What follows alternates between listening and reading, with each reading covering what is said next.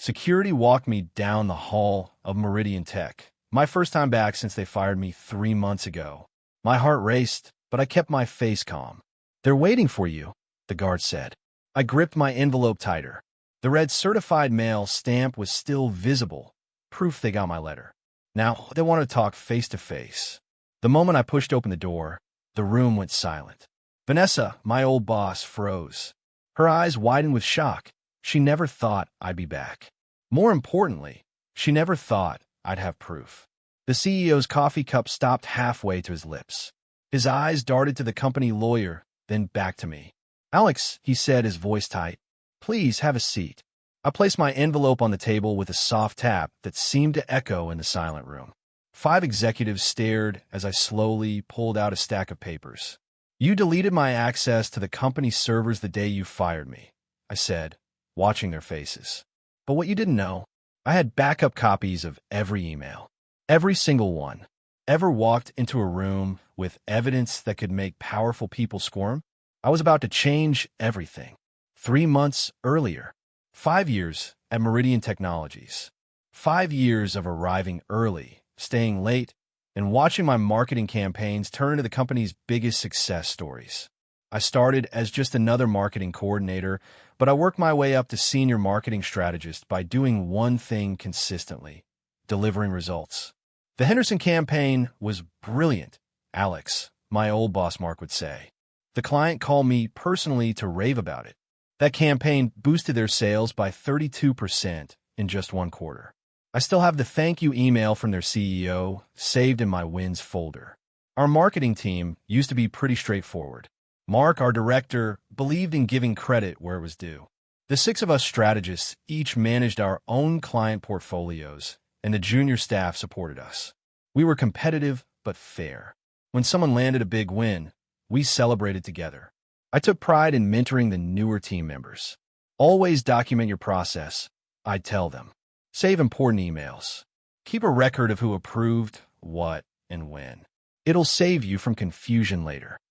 I didn't know then how much that advice would end up saving me. Clients requested me by name. "We want Alex on this project," they'd say. I built relationships by actually listening to what they needed, not just pushing whatever trendy marketing approach was making rounds in the industry that month. Then everything changed when Mark retired and Meridian hired Vanessa Porter as our new marketing director. From day one, Vanessa made it clear she was here to shake things up. Her resume boasted stints at bigger companies than ours. In meetings, she casually dropped names of executives she knew at Fortune 500 companies. She had her eye on the C-suite, and our marketing department was just a stepping stone. At first, the changes seemed small. Suddenly, Vanessa needed to review all client communications before they went out. Weekly team meetings became progress reports where she would critique everyone's work in front of the team. Junior staff started coming to me with confused questions about shifting priorities and contradicting instructions. "Just focus on the work," I told them. "The results speak for themselves." Then I found the first red flag in a routine email. My name had been removed from a project I'd led for 6 months. The Henderson renewal campaign, my biggest client, was now listed under team projects with Vanessa as the lead strategist. I stared at my screen, reading the email 3 times to make sure I wasn't missing something. My name was just gone. 6 months of work, dozens of client meetings, and now it looked like I had nothing to do with it. Has your workplace ever had that one manager everyone knows is playing politics, but nobody confronts? My phone buzzed with a calendar notification. Company-wide announcement. Marketing department leadership promotion. Next Monday, 10 a.m. The promotion announcement had everyone buzzing, but I tried to stay focused on my work. The new Parkside Hotels campaign was my baby, a fresh approach that would position them as the top choice for business travelers. I'd spent weeks researching their competitors, surveying past guests, and crafting a strategy that would stand out in a crowded market. That Tuesday, I was grabbing coffee when I overheard 2 executives talking in the break room. "Vanessa's Parkside proposal is impressive," one said. "The research is thorough." I nearly spilled my coffee. Parkside was my client. My proposal. What were they talking about? Back at my desk, I checked my email. Nothing for Vanessa about Parkside. I pulled up our project management system and saw it. My Parkside campaign had been moved to executive review status. Normally, I get notified about any status change on my projects. This time, nothing. I waited until the hallway was empty before knocking on Vanessa's office door. "Hey, quick question," I said, keeping my tone casual. "I noticed the Parkside proposal is an executive review. Was there a meeting I missed?" Vanessa barely looked up from her computer. "Oh, I had a slot open with the leadership team yesterday, so I took the opportunity to present it. They loved it." "Great," I said, choosing my words carefully. "I'm just surprised I wasn't notified. Usually, I present my own campaigns." That's when she finally looked at me. Her smile didn't reach her eyes. "Alex, I'm the marketing director. Everything from this department goes through me. Besides," she leaned back in her chair, "some people just don't understand how team efforts work. Let's keep this between us, shall we? I'd hate for others to think you're not a team player." The threat was subtle but clear. Push back, and my reputation would suffer. Later that week, I got my hands on the slide deck she presented. There was my research, my strategy, my ideas, all presented without a single mention of my name. The only difference was a new title slide, Parkside Hotel Strategy, presented by Vanessa Porter. That night, I stayed late. I set up a new email folder called Documentation. Inside, I created subfolders for each project, client meeting, and team interaction. I forwarded every important email to my personal account as backup. I started keeping a daily work journal with times, dates, and detailed notes of every conversation. If this was how the game was going to be played, I needed to protect myself. Have you ever had your work presented by someone else who took all the credit? The next morning, a new email appeared in my inbox. Important Q3 performance reviews. Schedule your meeting. The sender was Vanessa Porter. I prepared for my quarterly review with Vanessa like I always did, with a detailed list of my accomplishments, metrics from my campaigns, and positive client feedback. After 5 years of stellar reviews, this was routine. But the moment I sat down across from her, something felt off. "Alex, I have some concerns about your performance this quarter," Vanessa began, sliding a paper across the table. I stared at the review form in disbelief. Where previous reviews had been filled with exceeds expectations, this one showed mostly needs improvement marks. "I don't understand," I said, trying to keep my voice steady. "The Parkside campaign exceeded targets by 40%. The client literally sent an email last week saying it was the best campaign they'd ever run." Vanessa shrugged. "I haven't seen that email. And one success doesn't outweigh other concerns, like your teamwork issues and resistance to direction." Teamwork issues? Resistance? These were brand new criticisms that had never appeared in any previous review. Back at my desk, I forwarded the glowing email from Parkside's VP of Marketing to Vanessa again, copying my personal email. "Just resending in case you missed this client feedback," I wrote politely. She never acknowledged it. 2 days later, I discovered I'd been removed from the Westfield client meeting, our second biggest account, which I'd managed successfully for 3 years. Why am I not in the Westfield quarterly review? I asked Vanessa in the hallway. "Oh, we're restructuring client assignments," she said vaguely. "I'll handle Westfield personally for now. We need your focus elsewhere." That elsewhere never materialized. Instead, more of my clients were reassigned over the next 2 weeks. Meanwhile, whispers about the upcoming promotion were getting louder. The senior marketing director position had been promised to me 6 months ago by our previous director before he retired.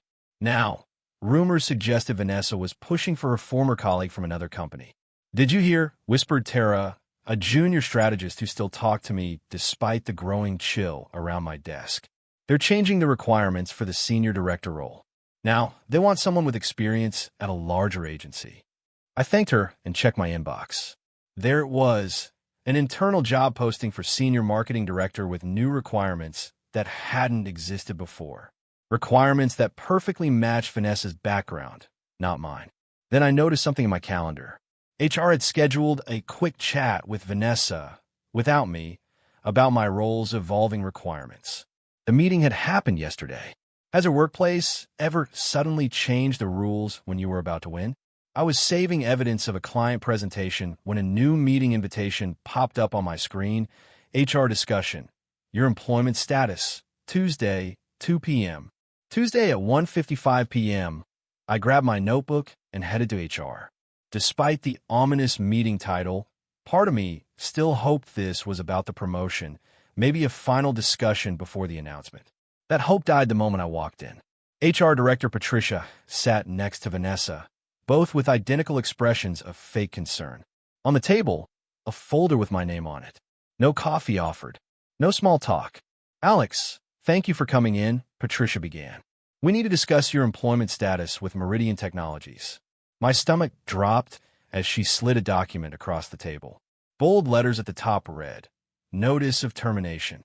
We've documented ongoing performance issues that, unfortunately, haven't improved despite feedback, Patricia continued. I stared at the paper, trying to process what was happening. 5 years of excellent reviews. Client praise as recent as last week. And now, suddenly, I was a problem employee. Could you please specify these performance issues? I asked, keeping my voice steady despite my racing heart.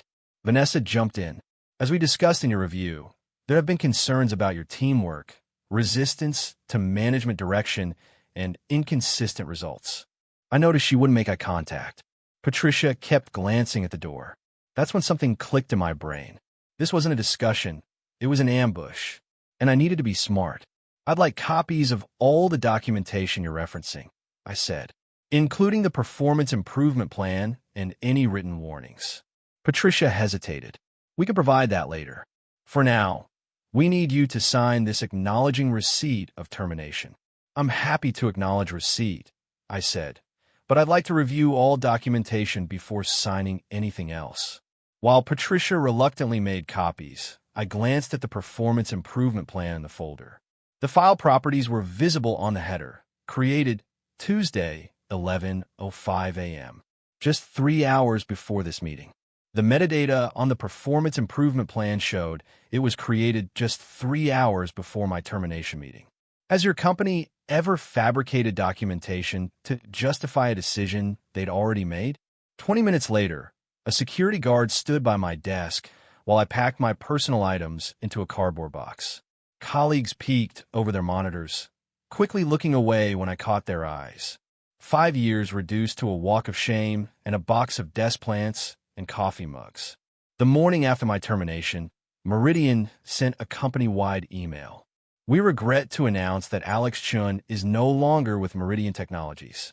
We wish Alex the best in future endeavors that better align with their professional capabilities. Please direct all client inquiries previously handled by Alex to Vanessa Porter. Better align with my professional capabilities? The message was clear. I wasn't good enough for Meridian. My phone remained silent that first week.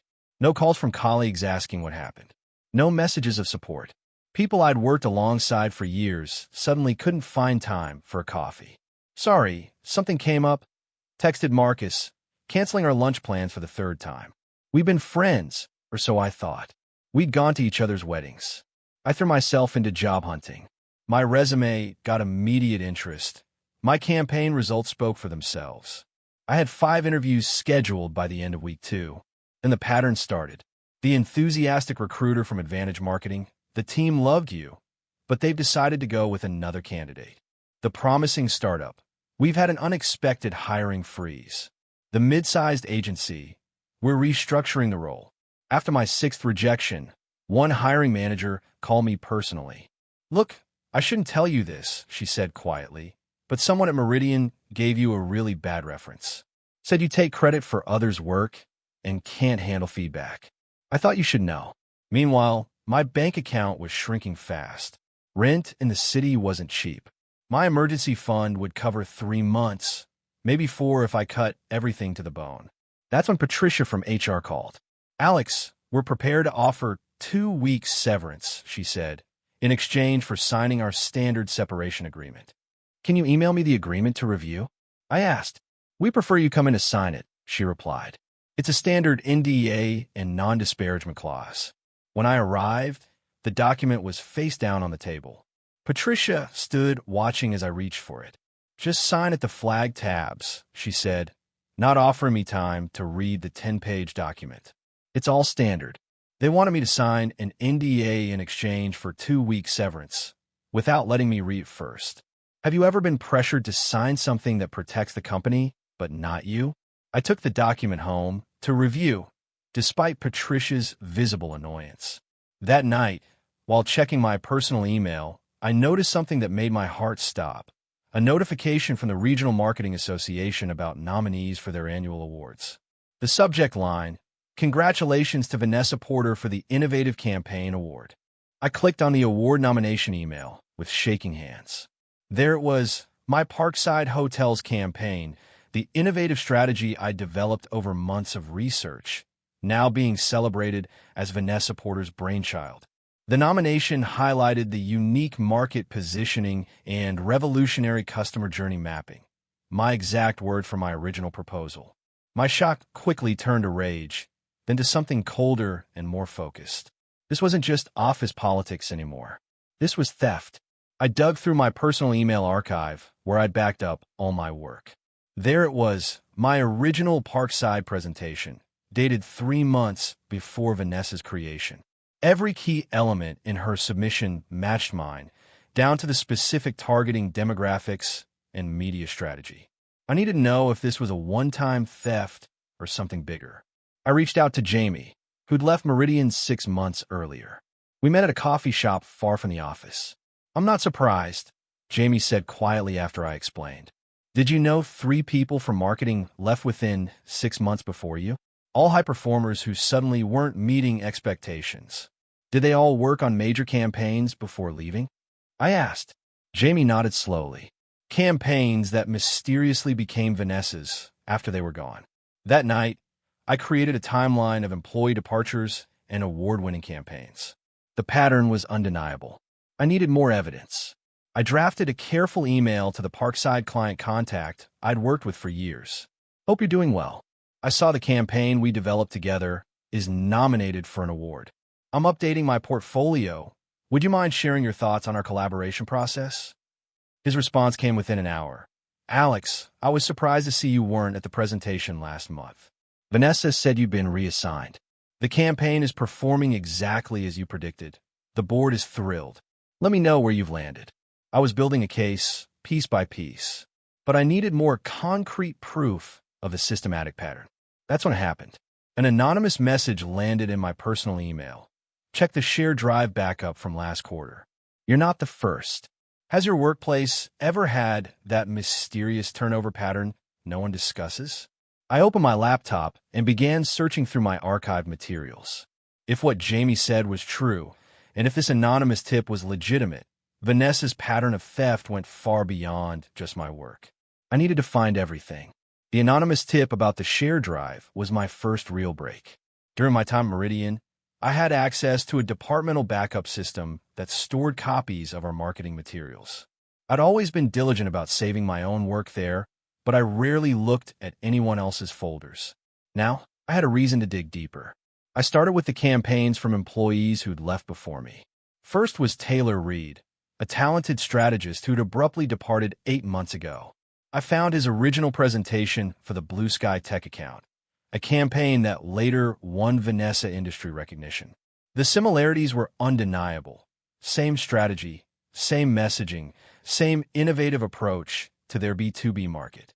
Only the presenter's name had changed. Then there was Zoe Miller, whose retail campaign for Franklin stores followed the same pattern. And before her, Derek Wong, whose financial services strategy for capital partners now featured prominently in Vanessa's portfolio. 3 talented marketers, 3 innovative campaigns, 3 sudden departures.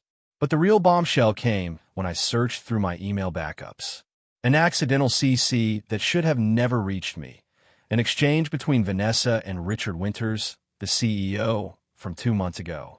Vanessa, concerned about Alex questioning credit on the Parkside campaign. "Suggest we move up transition timeline." Richard agreed. "HR is prepared. Documentation process initiated. Keep Alex focused on new projects until everything's in place." My hands froze over the keyboard. They had planned this. Weeks before my negative review, Before any performance issues were mentioned, they were already preparing to push me out. I dug further and found another email thread where Patricia from HR asked Vanessa, "Same exit process as the others?" Vanessa's reply, "Yes, but tighter timeline. Need this wrapped before the award nominations." The approvals for my termination came from higher up, 2 weeks before my performance issues were even documented. My shock turned to methodical determination. I created a folder structure to organize everything: employee departures and timelines, original campaign documents with metadata, subsequent award submissions under Vanessa's name, internal communications showing knowledge of theft, HR documentation patterns. The picture became clearer with each file. This wasn't just about stealing credit. It was a calculated system. Find talented people, harvest their best ideas, remove them before they could claim ownership, and use their work to advance Vanessa's career. But why would the CEO support this? I needed to understand the bigger picture. Then I found it, buried in an old budget presentation. Vanessa hadn't just worked at her previous company. She brought their largest client to Meridian. That client represented 22% of Meridian's annual revenue. Richard needed to keep Vanessa happy, and she needed splashy awards and high-profile campaigns to move up the corporate ladder. The system was elegant in its cruelty. Vanessa identified promising work from talented team members. Once the creative heavy lifting was done, she began criticizing their performance. HR would create a paper trail of issues. The employee would be terminated with vague references to performance problems.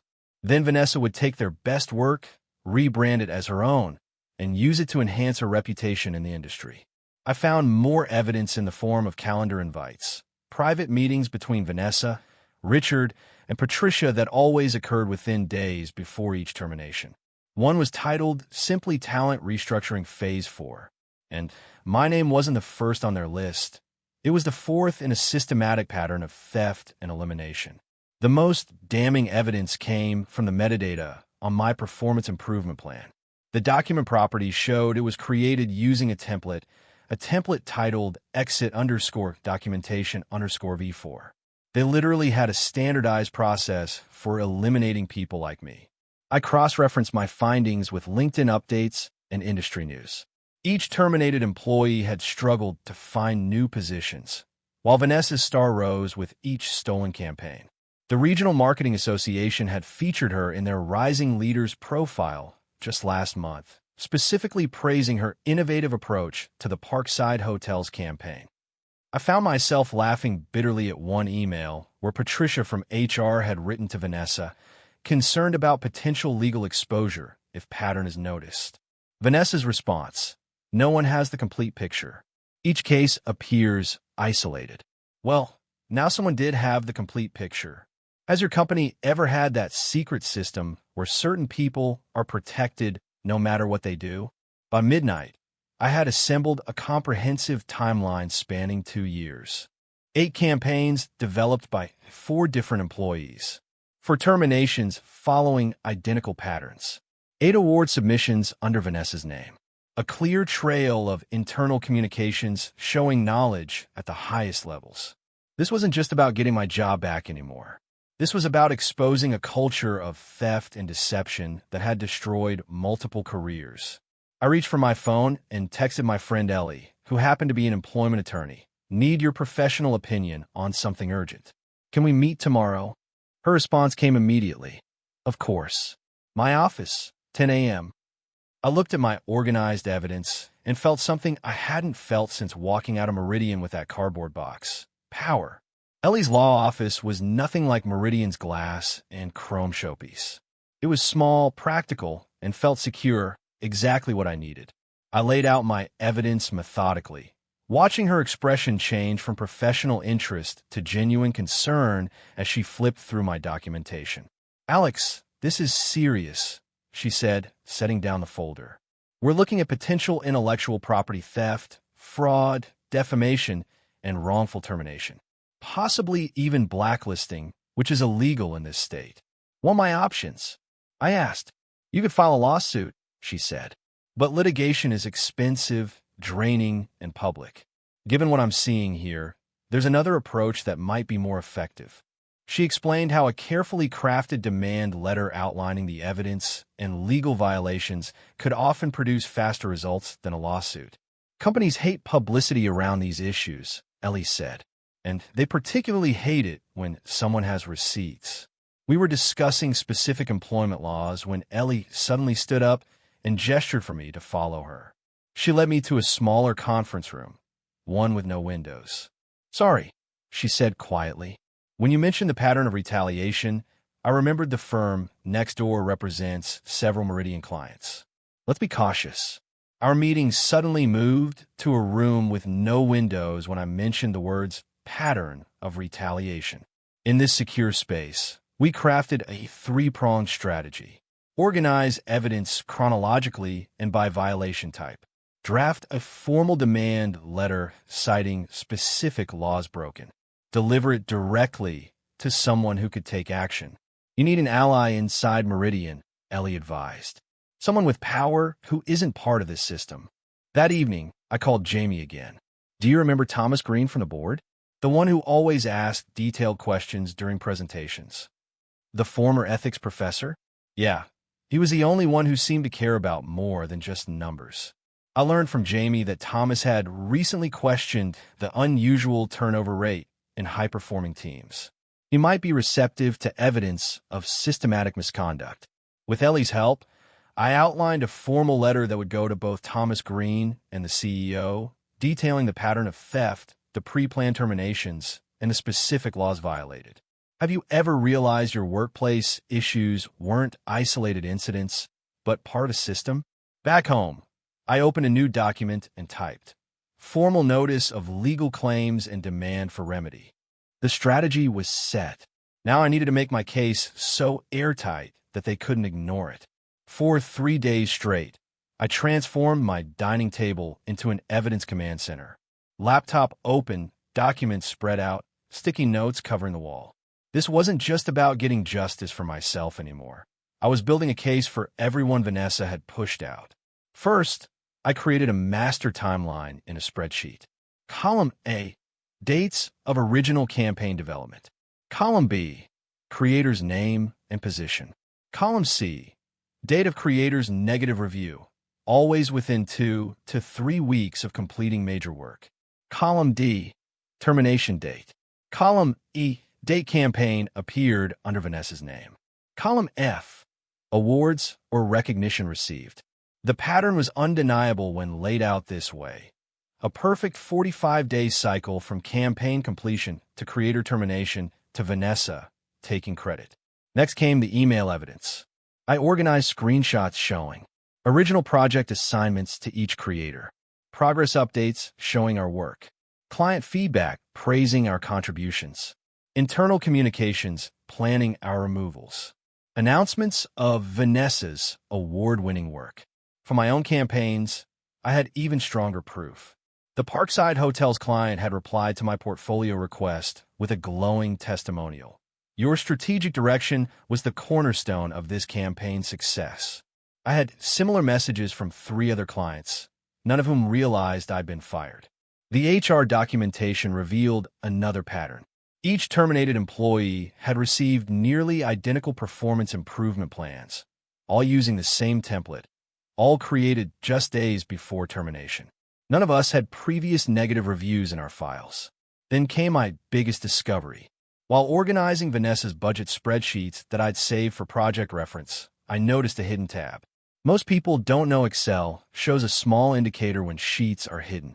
I right-clicked, selected Unhide, and there it was, a tab labeled Talent Acquisition. But it wasn't about hiring. The spreadsheet had a hidden tab. Vanessa had been tracking which employees had ideas worth stealing. The sheet contained our names, our current projects, innovation potential scores, and extraction timeline dates. My name was there with a note. Parkside concept promising. Accelerate timeline before industry presentation. She'd been hunting us like creative prey, harvesting our best ideas, then discarding us when she'd taken what she needed. Have you ever found that smoking gun document that validates everything you suspected? With this final piece of evidence, I organized everything into a bound presentation with numbered exhibits, clear tabs, and a table of contents. Ellie reviewed it and nodded approvingly. "This is one of the strongest wrongful termination cases I've ever seen," she said. "The systematic nature makes it especially egregious." I printed 2 copies of the letter and evidence package, one addressed to Thomas Green, board member, and one to Richard Winters, CEO. Tomorrow, they would be delivered by a certified mail requiring signature confirmation. Standing in line at the post office, my heart raced as I clutched the 2 thick envelopes. Each contained over 50 pages of evidence, my formal demand letter, and a USB drive with digital copies of everything. I'd quadruple-checked every detail. This was my one shot. After meeting with Ellie, we had made a critical decision. I would bypass Vanessa completely. "If you send this to Vanessa or HR, will disappear," Ellie had warned.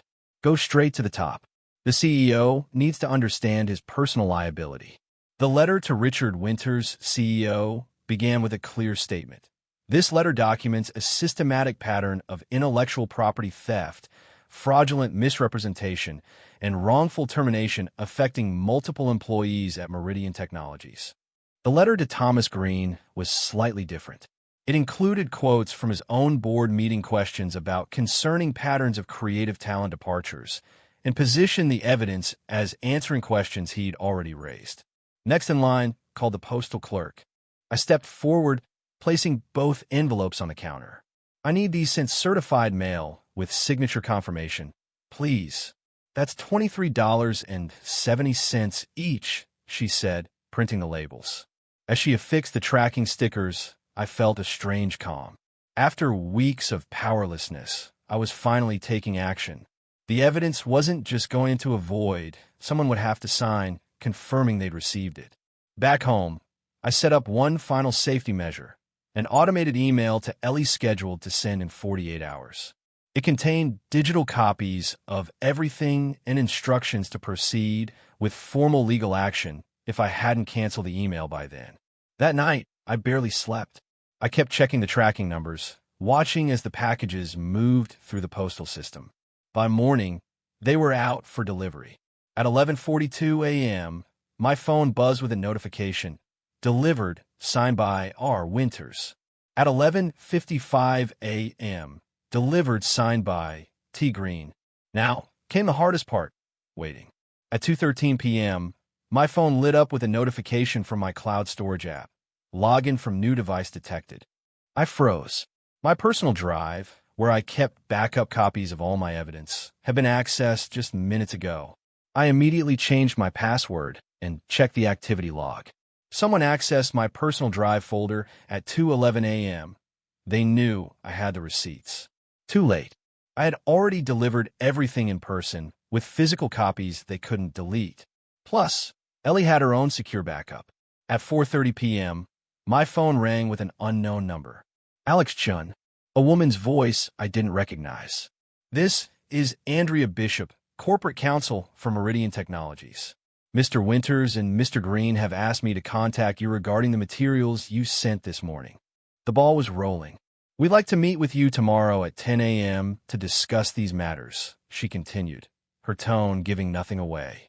"I'll be there," I said. "Will Vanessa Porter be present?" A pause. "No, this will be a meeting with senior leadership only." Have you ever had to decide between speaking up or walking away from injustice? After hanging up, I immediately called Ellie to tell her about the meeting. As we discussed strategy, my email pinged with a calendar invitation. Meeting, discussion of documentation received CEO conference room. The next morning, I dressed in my best interview suit, dark blue, crisp white shirt, subtle tie. This wasn't an interview, but it was equally important to project professionalism. Meridian's lobby felt different now. The security guard called upstairs, and Andrea Bishop, a woman in her 50s with silver-streaked hair and a no-nonsense pantsuit, came to escort me.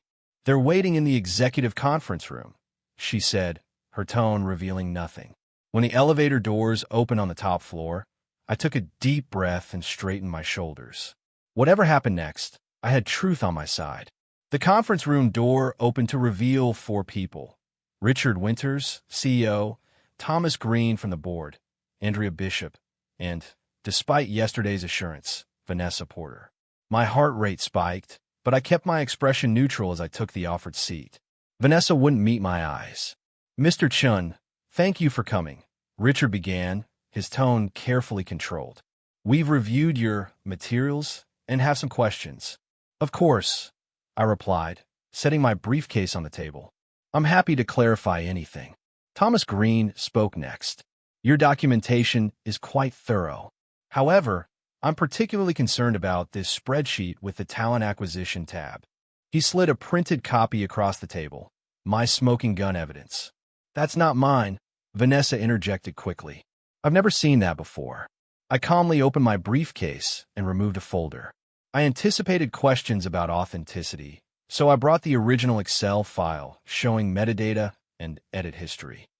I placed it beside their printout. You'll see it was created on Vanessa's computer and modified 15 times over 6 months. The last edit was 3 days before my termination. Richard's eyes narrowed as he examined the new evidence. There's also this, I continued, producing another document. Email correspondence between HR and Vanessa, discussing this same exit process as the others 2 weeks before any performance issues were documented in my file. The room fell silent. Andrea Bishop began taking detailed notes. Thomas Green leaned forward. Mr. Chun, would you be willing to go on record with the State Labor Board about these allegations? Under oath. Absolutely. I replied without hesitation. Every document I've provided is authentic. I've made no alterations. They asked if I'd go on record with the State Labor Board. That's when I knew they were more afraid than I was. Richard turned to Vanessa. Did you create this tracking spreadsheet? Her composure cracked slightly. It's being taken out of context. Those were potential promotion candidates. That doesn't explain why everyone on this list was terminated shortly after completing major projects, Thomas interrupted, his professor background showing through. Or why their work subsequently appeared under your name. Vanessa's face flushed. She began rifling through papers, avoiding eye contact with everyone in the room. Have you ever sat across from someone who suddenly realized you held all the cards? The meeting continued for another 30 minutes. I answered each question directly, providing additional context and evidence when needed. Vanessa grew increasingly defensive, contradicting herself several times when pressed about the timeline. Finally, Richard stood up. We need to discuss this internally. Ms. Bishop will contact you within 24 hours regarding next steps. As we all stood to leave, Thomas Green made brief eye contact with me and gave an almost imperceptible nod. Walking out of Meridian Technologies for the second time felt completely different from the first. No security escort, no box of belongings, just the quiet satisfaction of knowing the truth was finally on the table. True to their word, I heard from Meridian exactly 23 hours after the meeting. My phone rang at 9:07 a.m. Alex, this is Andrea Bishop. I'd like to email you a document for review. Are you available to discuss afterward? Of course, I replied, trying to keep my voice steady. 2 minutes later, my inbox pinged. The subject line read, Confidential Settlement Proposal. I opened the document and scanned the key points. $10,000 settlement payment. Reinstatement of positive employment references. Removal of termination from my personnel file. Full medical benefits continuation for 6 months. And, of course, a non-disclosure agreement. The NDA was comprehensive, prohibiting me from discussing any aspect of my employment, termination, or settlement. Classic damage control. I called Ellie immediately to review the offer. It's a starting point, she said. The fact they responded this quickly with a monetary offer means they're worried. But that NDA is too restrictive. While we were discussing counterterms, my other phone lit up with a text from Jamie. Something's happening. Vanessa didn't come in today. HR sent a vague email about her being on leave. I thanked Jamie and relayed the information to Ellie. Administrative leave is standard procedure during investigations, she noted. They're taking this seriously. Later that afternoon, I received another text, this time from Tara, the junior strategist. External lawyers are here interviewing people about departmental processes. Everyone's freaking out. The next morning, Jamie forwarded me an official company email. Meridian Technologies is committed to maintaining the highest standards of professional integrity. We are currently reviewing certain departmental practices to ensure alignment with our core values. During this review period, Vanessa Porter will be on administrative leave. Maria Gonzalez will serve as acting marketing director. We appreciate your continued dedication to our clients and company mission. The email didn't mention me or any wrongdoing, but the message was clear. Changes were happening. I called a former client contact who confirmed that Meridian had reached out to verify campaign authorship on several projects. The dominoes were falling. Then came the most surprising update from Tara. Patricia from HR is packing up. Rumor is she's been terminated effective immediately. Shortly after, she sent a hurried follow-up. Security walked someone past my desk carrying a box of personal items. It wasn't Vanessa, but someone higher up. Have you ever witnessed the ripple effects when workplace corruption finally comes to light? 2 days later, Andrea Bishop called again. Mr. Chun, we've revised our settlement offer based on additional findings from our internal review. The new document appeared in my inbox. The settlement amount remained at $10,000, but the NDA had been significantly narrowed. Now it only prohibited discussing the settlement amount and specific terms, not the underlying issues. Most importantly, there was a new clause. Employer acknowledges that employees' work product was inappropriately attributed to others and that employees' termination was not based on performance concerns. Official acknowledgement of the truth. I felt a weight lift from my shoulders as I opened the document to review the full terms. With Ellie's guidance, I pushed back on several terms in the settlement agreement. They're motivated to resolve this quickly, she advised. We have room to negotiate. We requested acknowledgement of intellectual property rights for my campaigns and a positive reference letter specifying my contributions. To my surprise, Meridian agreed to both within hours. They don't want this going public, Ellie explained. Each passing day increases their risk of exposure. The final settlement remained at $10,000. Not life-changing money, but significant vindication. More importantly, my professional reputation would be restored with an official reference letter detailing my accomplishments. A week after signing, industry news confirmed what my inside sources had hinted. Patricia from HR had been terminated, and Vanessa's administrative leave had become permanent. The company announced she had resigned to pursue other opportunities. Corporate speak for fired with a face-saving exit. Even more surprising was the announcement that Richard Winters would be transitioning to an advisory role, while the board conducted a search for new leadership. Thomas Green was named interim CEO. I received a LinkedIn message from Marcus, who had canceled our lunch plans 3 times after my termination. Just heard what happened. I'm sorry I wasn't there for you. Let me know if you want to grab that coffee sometime.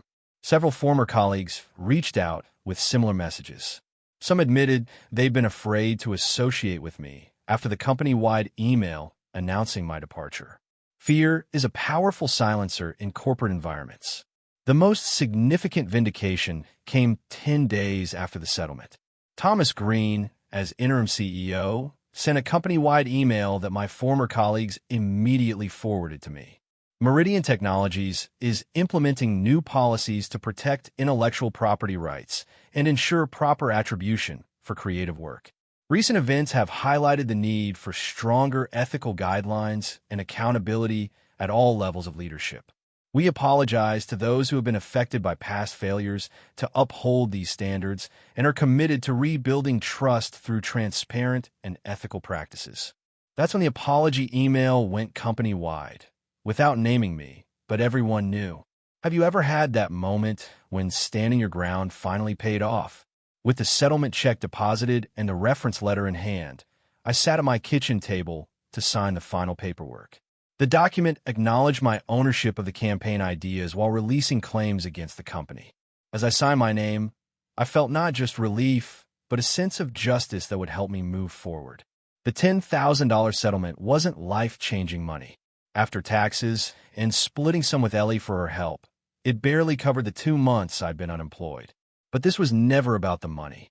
It was about truth, validation, proving that documentation beats deception every time.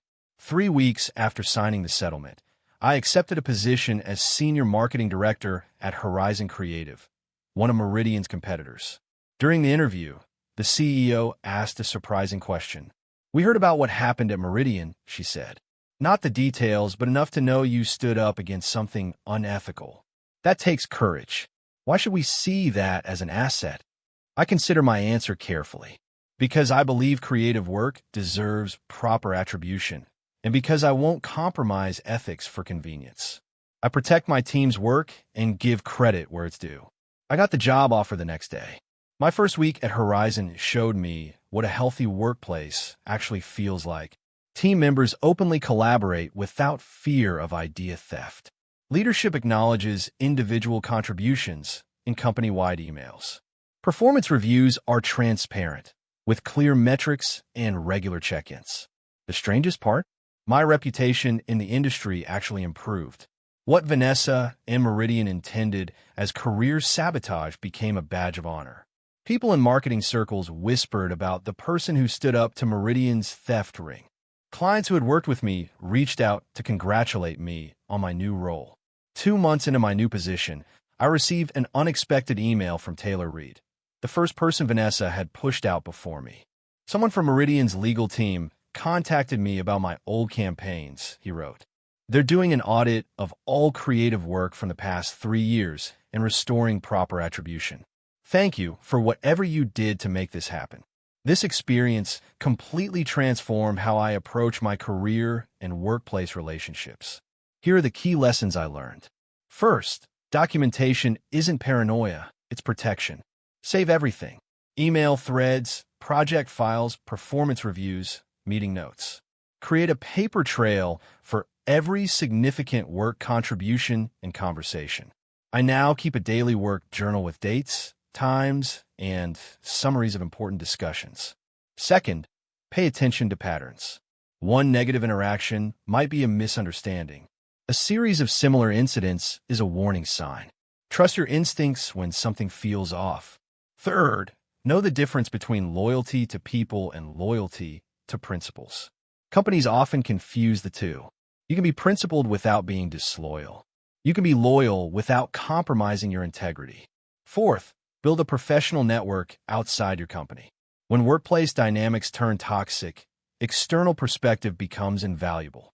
Cultivate relationships with mentors and colleagues in your industry who have no stake in your company's politics. Finally, understand that speaking truth to power isn't just about your own justice. It can create ripple effects that help others. My stand didn't just restore my reputation. It sparked changes that benefited everyone at Meridian. I sometimes think about what would have happened if I hadn't kept those emails, if I hadn't documented my work, if I had just walked away defeated. Vanessa would still be stealing others' work. Patricia would still be facilitating wrongful terminations. Richard would still be enabling a culture of theft. Instead, 3 careers built on deception crumbled because of documentation. Document everything. You'll thank yourself later. But more importantly, know your worth, because the right workplace will value both your ideas and your integrity. What documentation habit has saved your professional reputation? If this story resonated with you, take a moment to hit that subscribe button for more workplace truth-telling. Until next time, protect your work, know your worth, and remember, the best revenge is professional success.